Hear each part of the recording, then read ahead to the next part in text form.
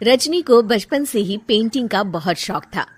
वो हमेशा से ही पेंटर बनना चाहती थी, पर उसके माँ और पिताजी ने उसको कभी भी इस चीज के लिए सपोर्ट नहीं किया और उसकी शादी नीरव से हो गई।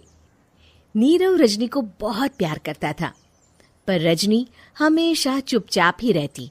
वो इस शादी से खुश नहीं थी। वो ये शादी नहीं करना चाहती थी। उसे तो हमेशा से पेंटर जो बनना था। अपने इस सपने को वो नहीं पूरा कर पाई, इसलिए वो हमेशा उदास रहती थी। रजनी, बहुत ही बढ़िया फिल्म लगी है, कल देखने चले? नहीं जी, कल मुझे बहुत काम है, मैं नहीं जा पाऊंगी। अच्छा तो कोई बात नहीं, संडे को चलते हैं।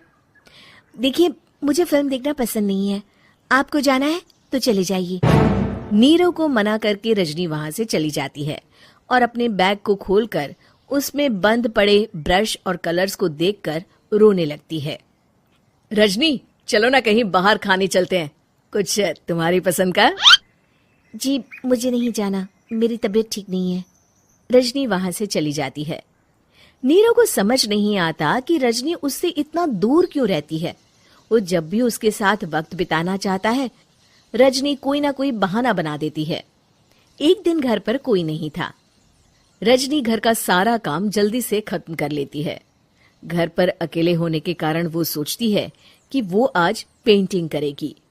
वो अपने कमरे में जाकर पेंट ब्रशेस और कलर्स निकालकर जैसे ही कलर मिक्स कर रही होती है कि दरवाजे पर बेल बज जाती है।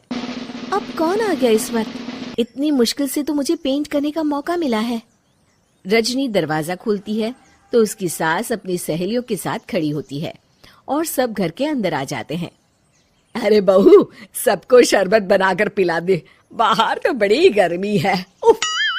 जी। रजनी पेंट ना कर पाने से उदास हो जाती है। उसे गुस्सा भी आ रहा होता है कि उसने इस शादी के लिए हाँ क्यों कह दी। वो रसोई में जा रही होती है कि उसकी सास उसे रोकती है। बहू, सबके खाने का भी इंतजाम कर लेना, आज का लंच तो ये सब यहीं करेगी। हाँ। रजनी बिना कुछ कहे रसोई में चली जाती है। सबके लिए खाना बनाती है। सब खाना खाते हैं और रजनी घड़ी देखती है कि ये सब कब जाएंगे ताकि वो अपनी पेंटिंग कर सके। जब शाम होती है तब सब चले जाते हैं अपने घर। अरे बहू, सब तेरे खाने की तो बहुत तारीफ कर रहे थे, सबको बहुत अच्छा लगा खाना। आपको मुझे सुबह बताना चाहिए था ना कि आपकी सहेलियां आ रही है। पता भी है कितना वक्त लगा सारा खाना बनाने में।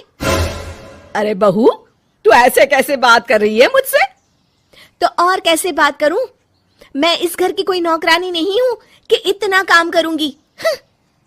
रजनी अपने कमरे में जाकर दरवाजा बंद कर लेती है। शाम को जब नीरव आता है तो उसकी माँ उसे पूरी घटना के बारे में बताती है। क्या रजनी ने आपसे इस तरह बात की माँ? हाँ, और पता नहीं उसे क्या हो गया है, शाम से बाहर भी नहीं आई है। मैंने तो कई बार आवाज दी, खाना भी नहीं खाया उसने। तू ही बात करके देख ले बेटा। नीरव अपने कमरे का दरवाजा खटखटाता है। रजनी, दरवाजा खोलो, मैं हूं। रजनी दरवाजा खोलती है और फिर वापस जाकर अपने बिस्तर पर लेट जाती है। रजनी, माँ से बात करने का ये क्या तरीका है? मैंने कोई गलत बात नहीं की है। अरे तुम क्यों ऐसे बर्ताव कर रही हो सबके साथ? क्या तुम इस शादी से खुश नहीं हो? रजनी कुछ नहीं बोलती। अरे बताओ मुझे रजनी, क्या ये शादी तुम्हारी मर्जी के खिलाफ हुई है? हाँ, मैं ये शादी कभी नहीं करना चाहती थी। तुमसे क्या, मैं किसी से भी शादी नहीं करना चाहती थी। रजनी रोने लगती है। चुप हो जाओ रजनी, बताओ मुझे, तुम क्यों नहीं करना चाहती थी शादी? रजनी बेड के नीचे से अपने पेंटिंग्स, कलर्स, ब्रश, पेपर्स निकालती है। इतने में उसकी सास भी कमरे में आ जाती है। ये देख रहे हो, ये थे मेरे सपने। मैं पेंटर बनना चाहती थी, पर माँ पापा ने कभी सपोर्ट नहीं किया और मेरी शादी करवा दी। मेरे सारे सपने टूट गए।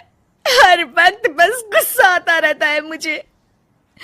मैं जानती हूँ कि आप लोगों की इसमें कोई गलती नहीं है, पर मैं क्या करूं, मुझे समझ में नहीं आता।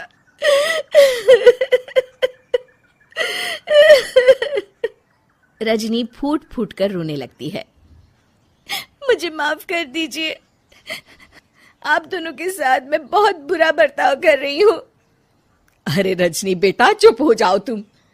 नीरव पानी लेकर आता है। ये लो पानी पियो और शांत हो जाओ। रजनी पानी पीती है और उसकी सास पेंटिंग्स देख रही होती है।